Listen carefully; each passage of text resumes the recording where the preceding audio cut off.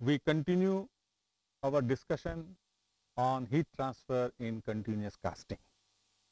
In that sequence, the first is heat transfer in the mold, as I have shown in this particular figure. The molten steel enters from tundish into mold. That is, from here the molten steel is entering. This one is the water cooled oscillating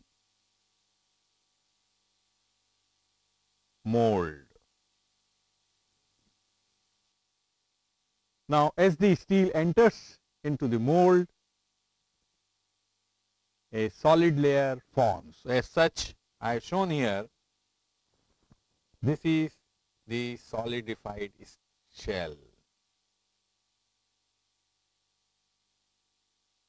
As a result of heat transfer from liquid to the mold, a solidified shell forms. In the center, there is a liquid steel.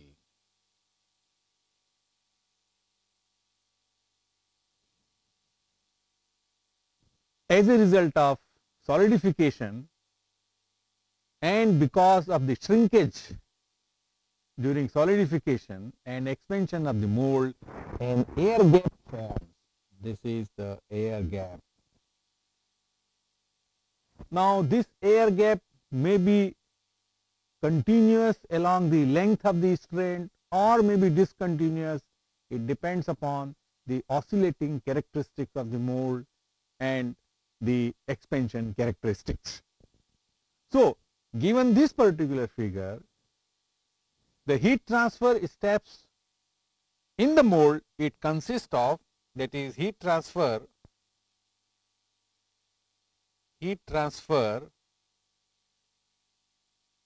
from liquid steel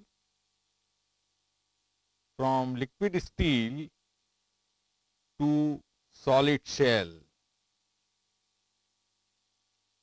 and that is comprises of convection. What I mean is, here the convective currents are here in the liquid. So, on account of that, heat will transfer to the solidifying shell. Then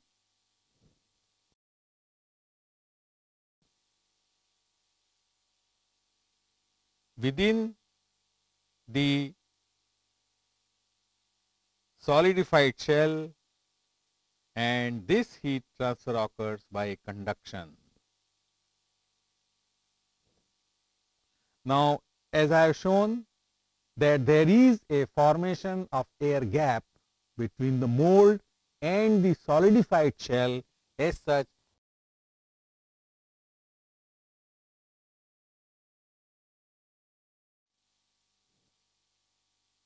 heat transfer in the air gap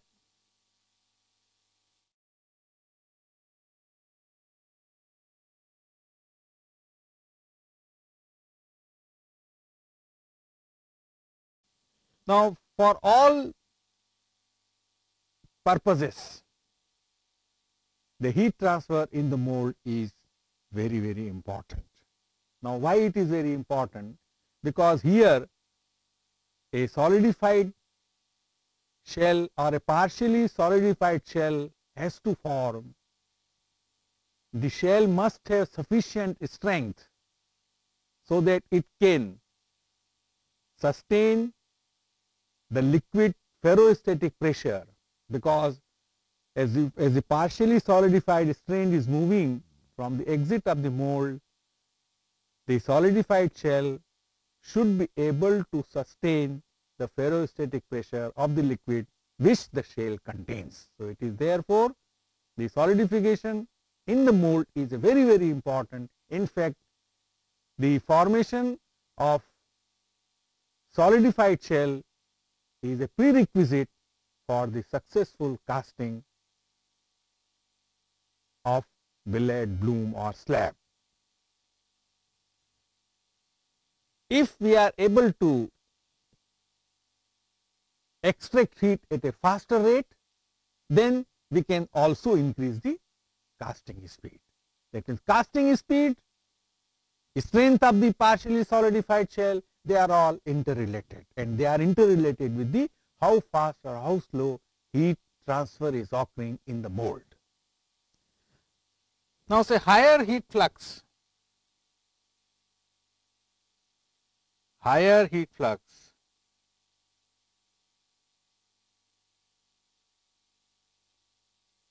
it depends upon steel composition. Say what is the composition of steel, whether it is a peritectic or eutectic, depending on that. Then it also depends upon type of mold. It also depends upon type of mold, that is whether we have a straight type of mold, and as I said to you in the last lecture, whether we have a curved type of mold. Accordingly, heat flux will be affected. Then it also depends upon what is the mold taper. A very small mold taper is given, could be of the order of 1% between the top and bottom of the mold for easy withdrawal of the strain. So, mold taper is also important. Then type of lubrication, type of lubrication. In fact, the lubrication between the solidified shell and the mold, it makes the easy withdrawal of the strand because it reduces the friction. And another factor that affects the heat flux is the casting speed. You can understand yourself. Higher is the casting speed, what will happen, and lower is the casting speed, what will happen. Again, they are all related with the heat transfer rate. So, heat transfer rate and casting speed, they are interdependent. Now, something about mold flux. You see, at the top of the liquid still in the mold, this is a sort of a mold flux.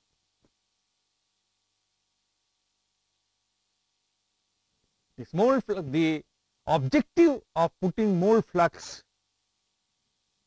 is that it melts and it drains down within the space, solidified shell and the mold. So, this mold flux has a very important role to play in continuous casting. Let us see the function of mold flux. First, it helps in inclusion absorption.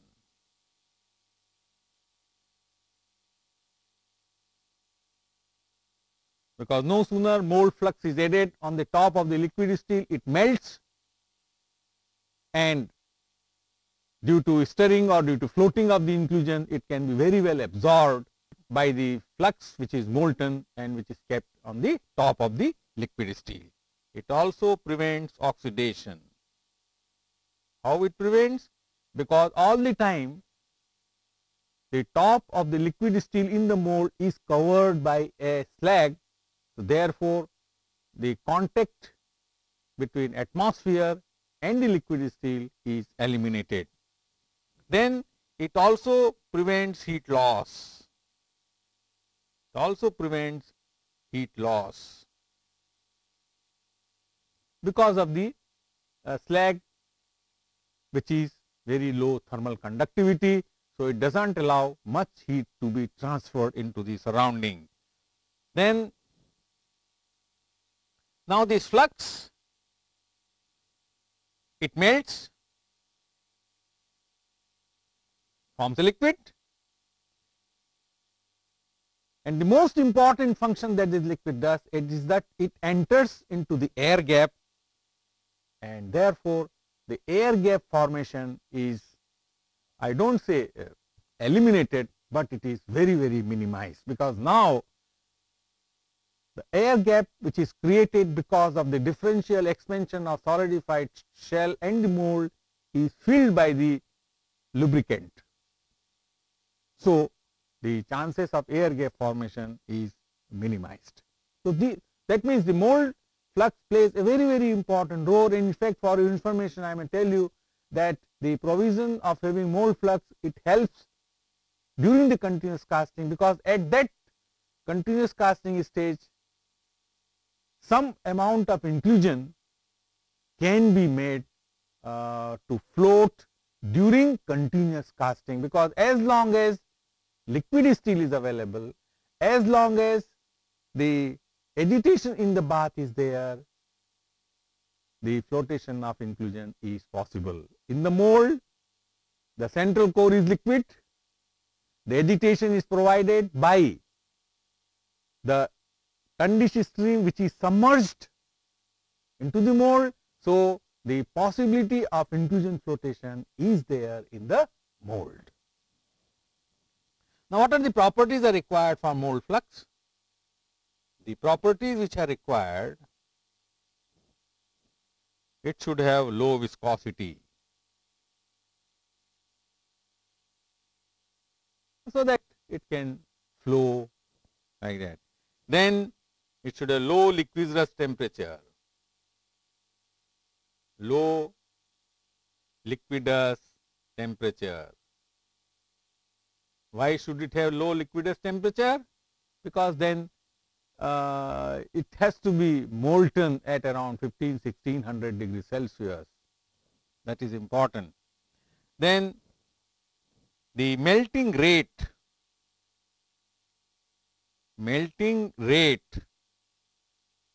of flux must match with withdrawal rate,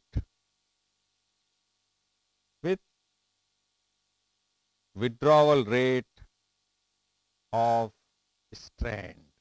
What does it mean? Flux is added all the time, it gets molten, and as the partially solidified strain is withdrawn through the bottom of the mold, the liquid flux, it enters into the air gap, and to some extent it may be entrained along with the solid shell. So continuous addition of flux is being done, so that the top of the liquid is always protected by the slag. So that is why the melting rate should be such, it should match with the withdrawal speed. Now the flux, it may consist of MgO, MnO, FeO, K2O, and sometimes carbon powder is added. Sometimes carbon powder is added into the flux. So this is about the heat transfer in the mold. Now heat transfer in secondary cooling,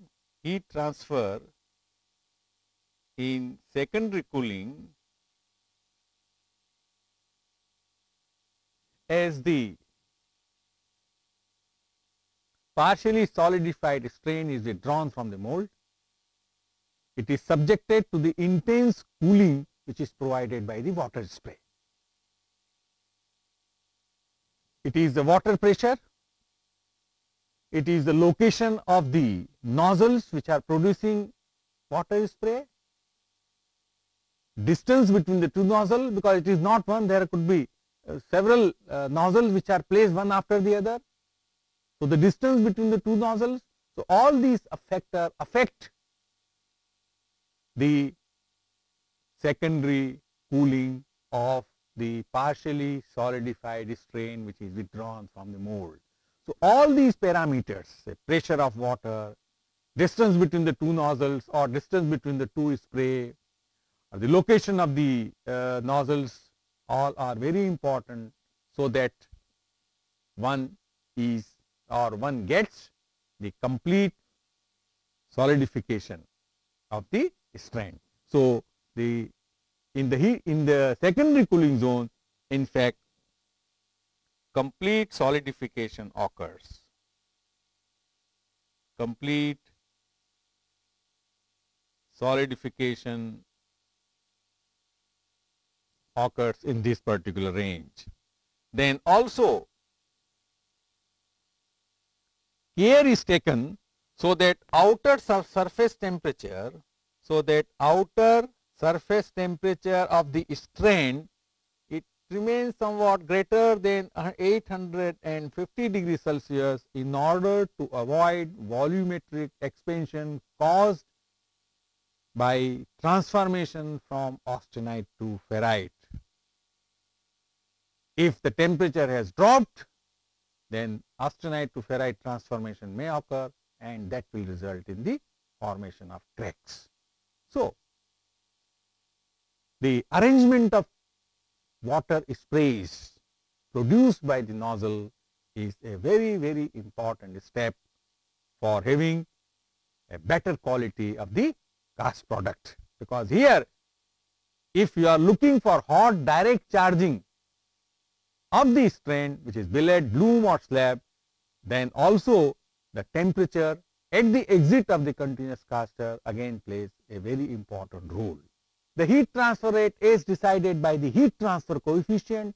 Then simply heat transfer coefficient is proportional to water flow rate,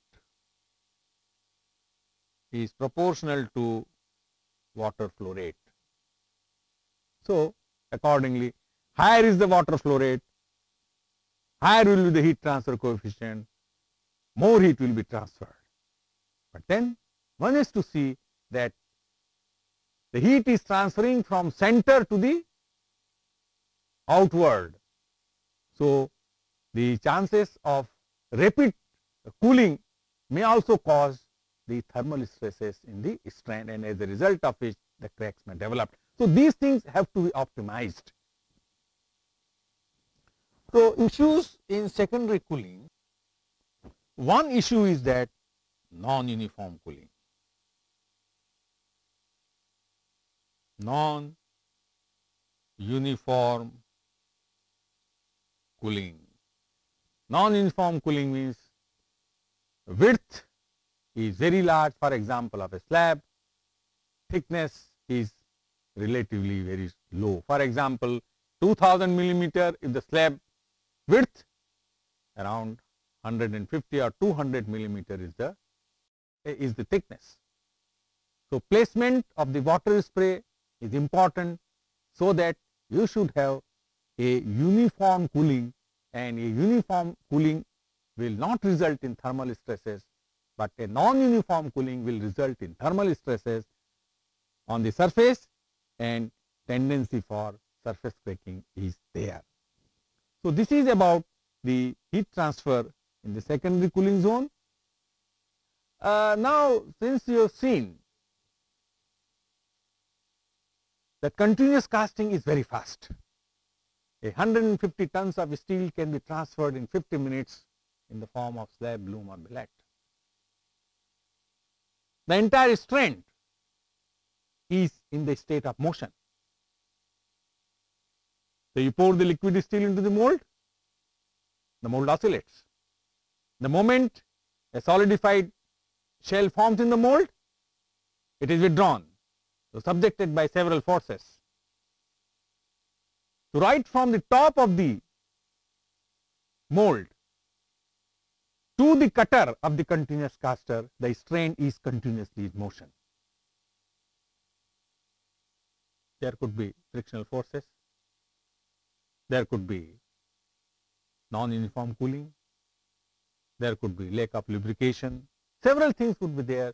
So, it becomes very important to understand the products and casting defects.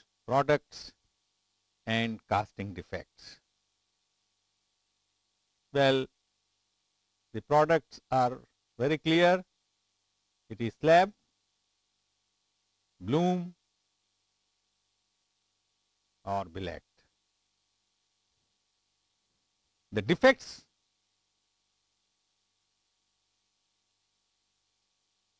they can be classified.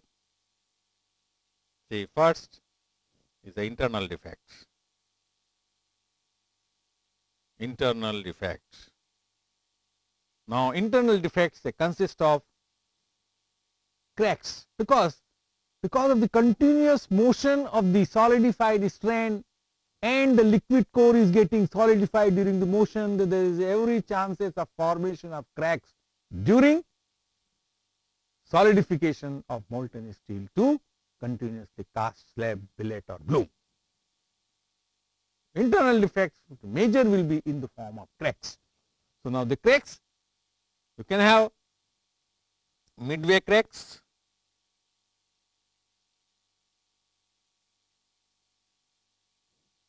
triple point cracks,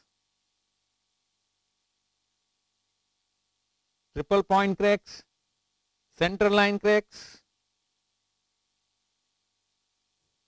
diagonal cracks, then straightening and bending. Cracks resulting due to straightening and bending, because you have to bend it, first you bend it, then you straighten. So, everywhere you put a load on the solidifying strand. Then center segregation.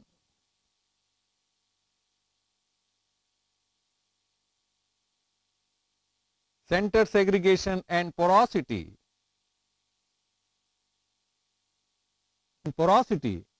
Then casting flux inclusions.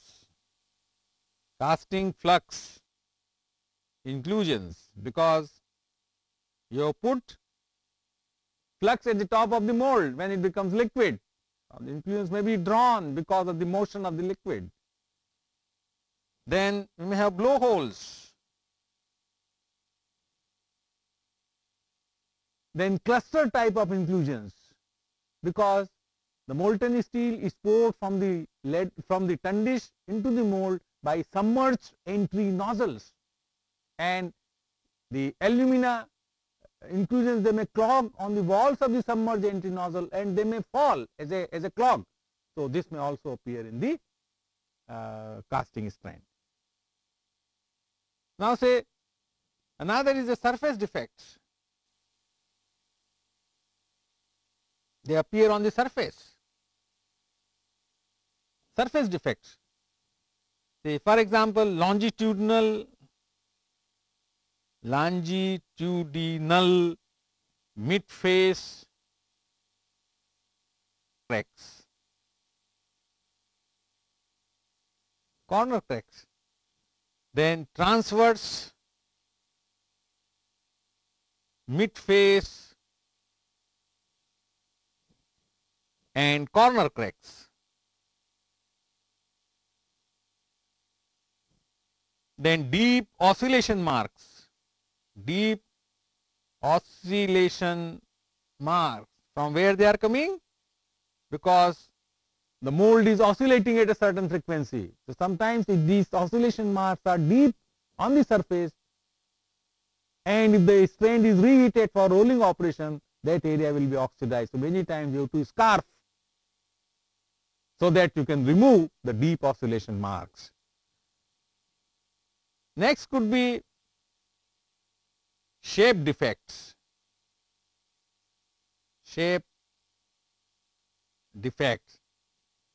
Here ovality, because of the several pressure, ferrostatic pressure, rolling pressure, straightening, bending, all, it may not have the shape which you thought, a billet or broom or slab, or rhomboidity.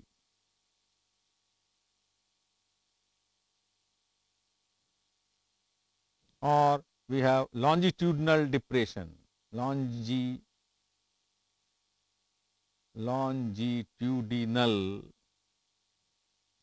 depression.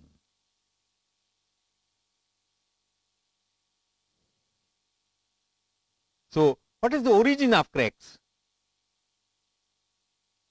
Origin of cracks. Now, before we go, I will like to show you the schematic diagram of a cross section which showing different types of crack.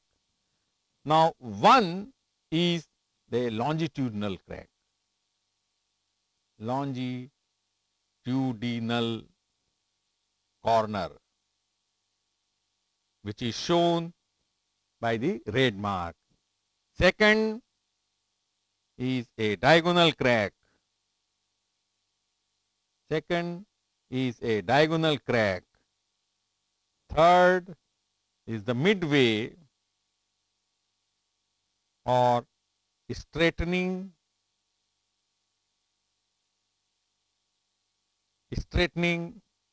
bending to pinch rolls. Then fourth is a center line crack, which is shown by the blue color. Then fifth is the transverse.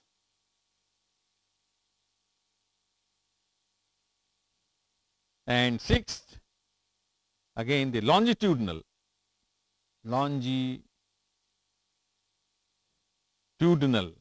and seven star cracks.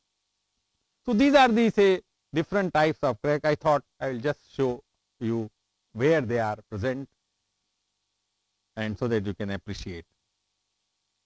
Now say let us see how the cracks are originated. So origin of cracks, of course, anything has to crack, one should have stresses. Without stress, material will not crack. Now, as you understand or as you observe continuous casting, everywhere the solidified strand is subjected to the stresses, and in fact one has to manage the stress such that the cracks are minimized and you get a better quality strand. So, the origin of cracks, the first is say you have the mechanical stresses. Mechanical stresses. Now, these mechanical stresses, that is due to motion, that is we are very clear. Now, we have to analyze our continuous casting wherever mechanical stresses are producing, those points has to be taken care of so that the mechanically stressed induced cracks are not present. So, first they will be at the friction in the mold. The friction in mold, because the solidified shell or partially solidified shell in the mold is constantly in touch of the mold. Mold is oscillating, strain is also moving. So, a friction can cause the crack. Then roll pressure.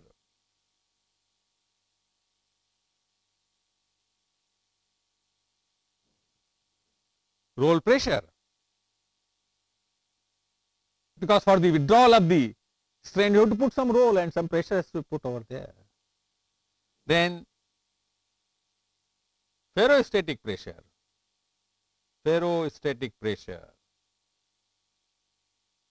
and for that purpose the strength of the solidified shell, particularly in the mold, should have sufficient strength so that the ferrostatic pressure which is exerted by the liquid, that shell can sustain. Later on, in the secondary cooling zone, the shell of sufficient thickness has developed, so probably the effect of ferrostatic pressure may not be that high as compared to in the mold. Fourth crack can occur, machine misalignment. Machine misalignment, because continuous casting is a resultant of arranging ladle, tundish, mold, water spray, that is a secondary cooling zone, cutter, and so on. And anywhere if some sort of misalignment has occurred, it can result in the problem. Then bending and straightening operation. Bending and straightening operation.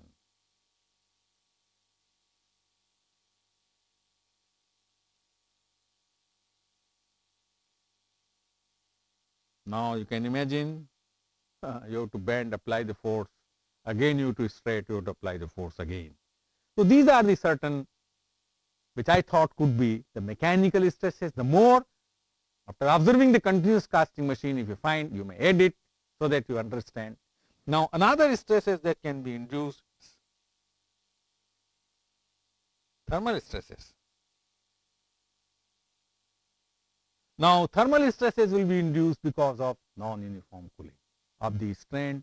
Once the strand is withdrawn from the mold, it is subjected to the intense cooling of the water spray, the location of the water spray, the distance between the water spray, and after spraying the water will roll out.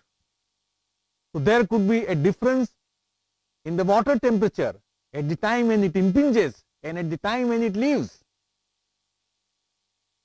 If the distance between the two sprays is large, then after getting cooled by the first water spray, then the strand can be reheated before it enters into the second spray. So these are all, though are the small things, but that all results in the so-called non-uniform cooling. That is, this non-uniform cooling,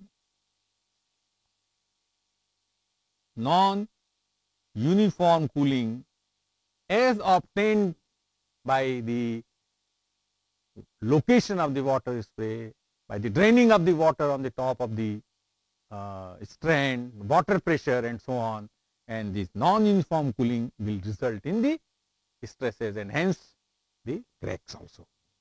Third could be material factor.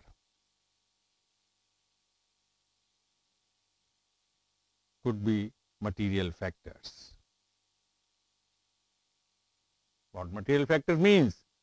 If the material itself shows some transformation from liquid to solid and the expansion is associated, then it may result in cracking. For example, in iron carbon system, the delta to gamma transformation is one such thing. Second, high sulfur and low manganese sulfur ratio cause mid-face longitudinal cracks.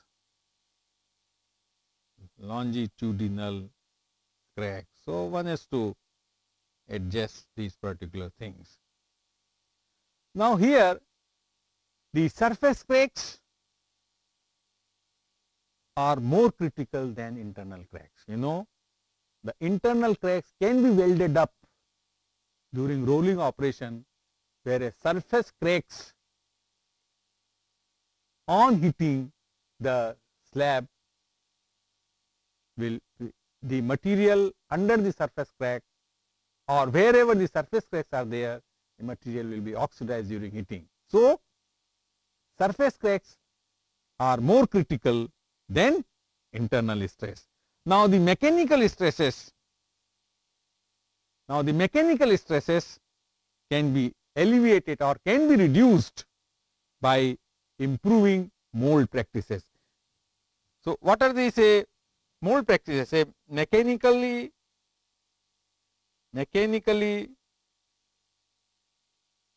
induced stresses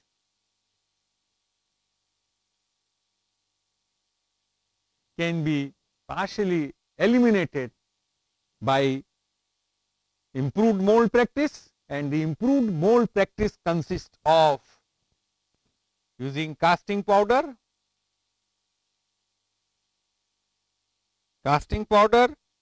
then controlling powder rate,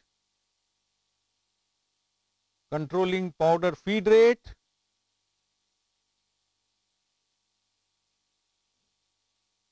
then more accurate strain guidance,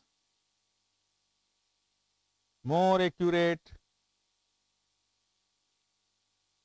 strain guidance, and this technique by having resonance mold.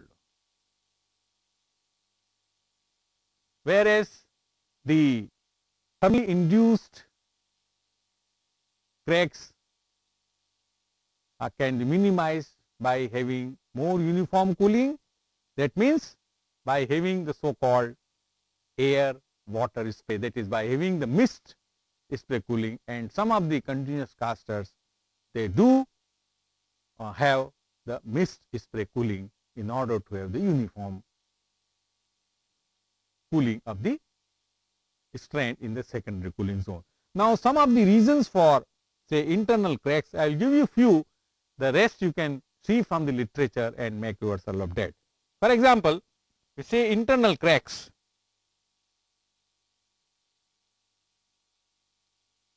Internal cracks. Among the internal cracks, I will take few types, give you the factors that influence, and then some remedies which we think it is possible. So, first I will consider, for example, midway crack. Midway cracks. The cause of its formation is the spray reheating,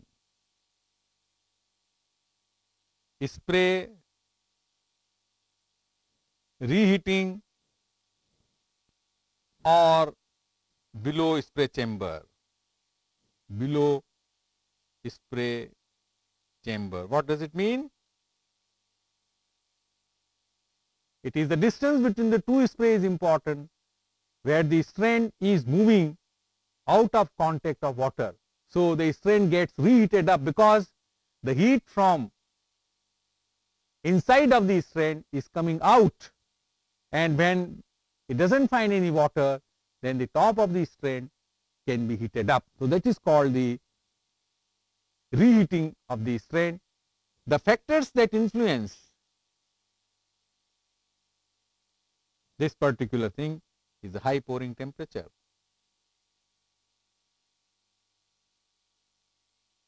High pouring temperature, or when sulfur and phosphorus is greater than 0.02%.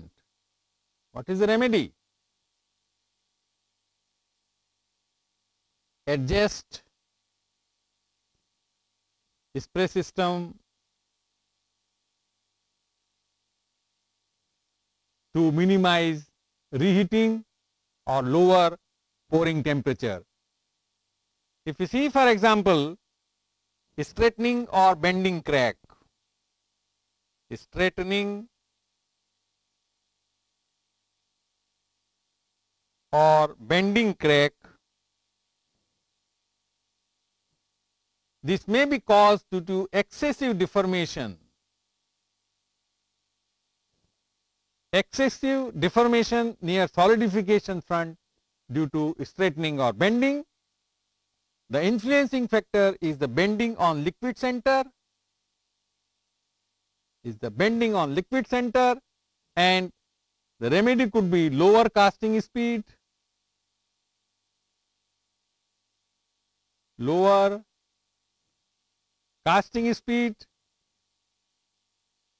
For example, if you take center line cracks,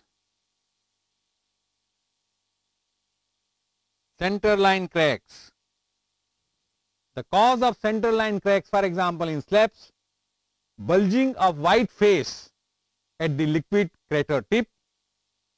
In billets, rapid cooling of center region below the liquid pool, that could be the causes, as I have said. Now, about the factors that affect, say, casting speed could be one of the factor. Casting speed, caster length,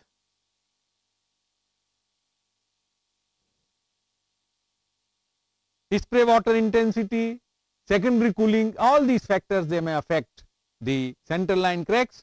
So, the remedy could be you have to adjust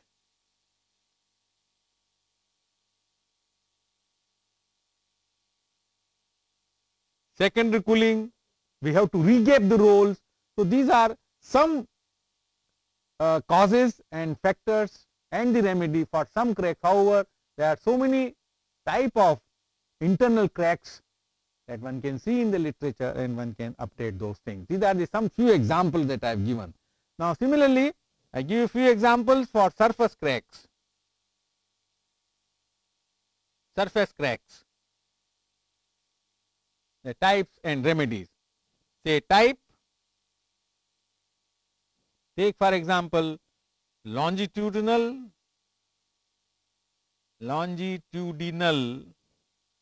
mid-face cracks, mid-face crack.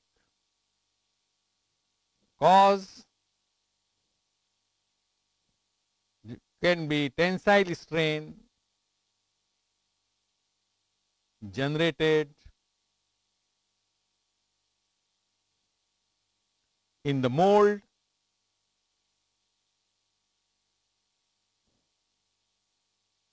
and upper spray zone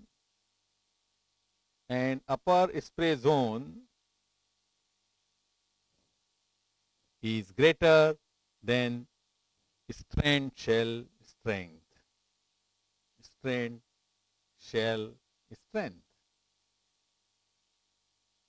That means when the tensile strain generated in the mold and upper spray zone, when it greater than the strained shell strength, naturally a surface crack will form. Now the factors that influence, there could be multiple factors. For example, steel composition could be one factor. Steel composition could be one factor. Mold condition,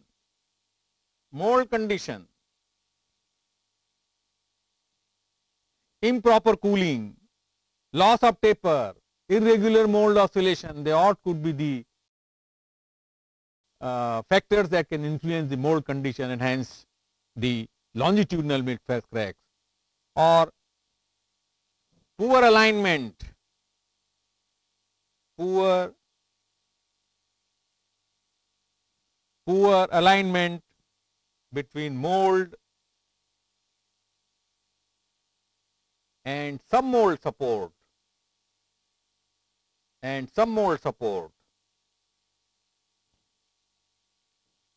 increasing casting speed,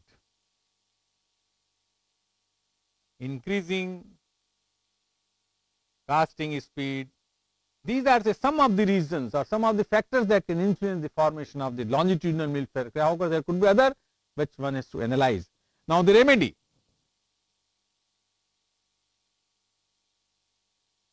could be say recondition mold surface,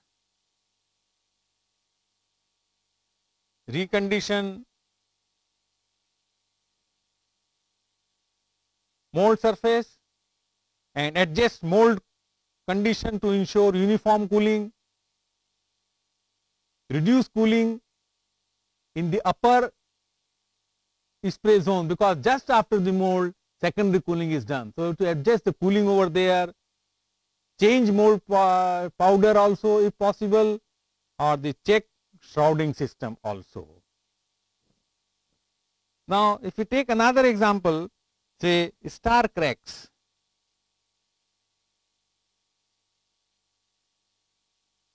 This is the type star cracks. The causes excessive cooling,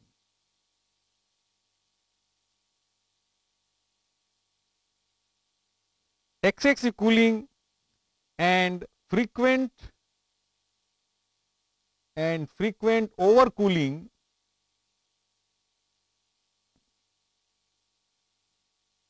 and reheating. It can also be due to hot shortness due to copper abrasion in the mold.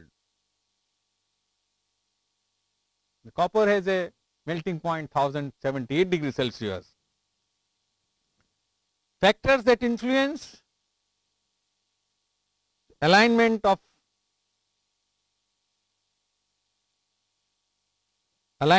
mold and foot rolls and secondary cooling.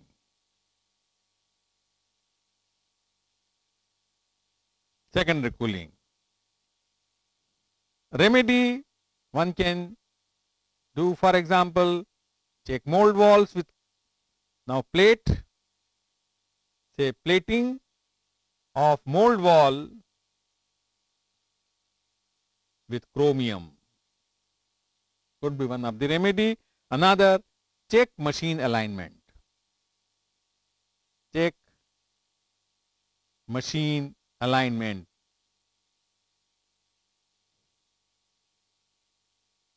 Now, if you see still one more type of crack, for example, type if I take say transverse mid face and corner cracks, mid face and corner cracks. The cause or causes intensive cooling,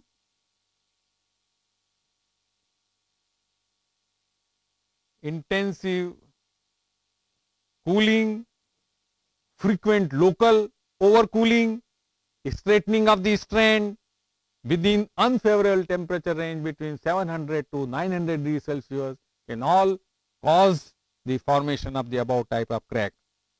Now, the factors which can influence steel composition, one is to check the steel composition with reference to aluminum, vanadium, niobium and manganese greater than 1%, they are highly susceptible to these cracks. Remedy, you have to check the spray water flux to ensure minimum cooling or reheating cycle, and you have to maintain the surface temperature at least above 900 degrees Celsius. So, what I have shown, these are the some types of surface cracks or internal cracks and their remedies. There are more type of surface cracks or internal cracks. You can consult the references which I will be giving you at the end of these lectures, and you can update yourself. Now, we have seen the defects in the modern continuous casting plant. So many developments have taken place for improving the quality of the continuously cast product. Now, let us take it now, say development in the continuous casting. Developments in continuous casting.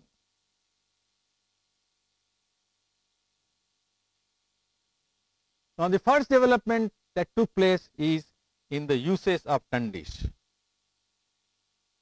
In the uses of tundish, because in the original installation of continuous casting machine, tundish was considered to be a source of supply of molten steel to the mold. That means it was considered to be a transferring vessel between ladle and tundish. But with the modern or in the modern continuous casting machine, tundish is no longer a transfer vessel, but it can perform several functions. So, I am listing the functions which a tundish plays in a modern continuous caster. The first function is it acts as a reservoir. It acts as a reservoir, and in order that this function is being fulfilled during the continuous casting, an optimum capacity of the tundish is desirable. Now, why this optimum capacity is desirable? Because nowadays there is a concept of sequence casting. It is once ladle is emptied, continuous casting is not stopped, the next ladle is brought above the tundish. So, the time that is taken place between replacing one ladle and bringing another ladle, in that period Tundish supplies the molten steel to the mold. So that is called sequence casting, and 3 sequences or 4 sequences depending on that. During the idle period, when there is no ladle on the top of the Tundish, then the mold gets molten steel from the Tundish. So in that connection, the Tundish capacity is very important, and Tundish capacity should be designed such that between the idle period the sufficient amount of steel is in the Tundish so that the continuous casting process goes on. So the sequence casting and ladle scheduling is important in developing the Tundish capacity. Second, it also acts as a distributor, because in a multiple strain casting machine you have 4 nozzle Tundish nozzle, 6 Tundish nozzle.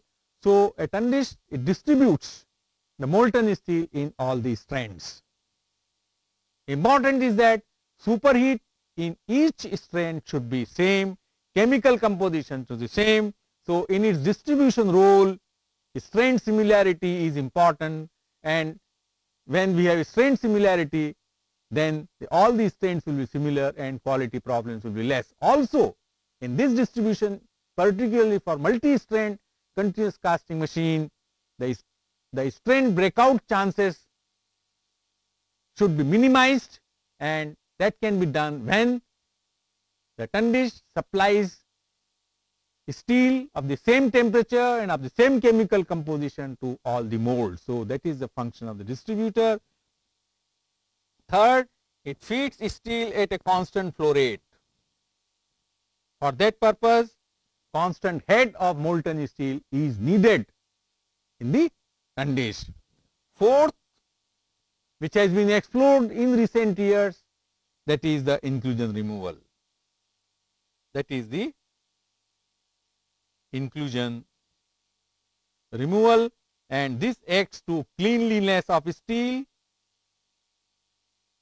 This aids to cleanliness of steel, and as a result you have reduced clogging of the submerged entry nozzle for feeding molten steel from Tundish to mold. So you see now, the Tundish in the original installation of continuous casting machine was simply considered to be a transfer vessel. In the modern continuous casting machine, in addition to its function of transfer vessel, it performs several functions.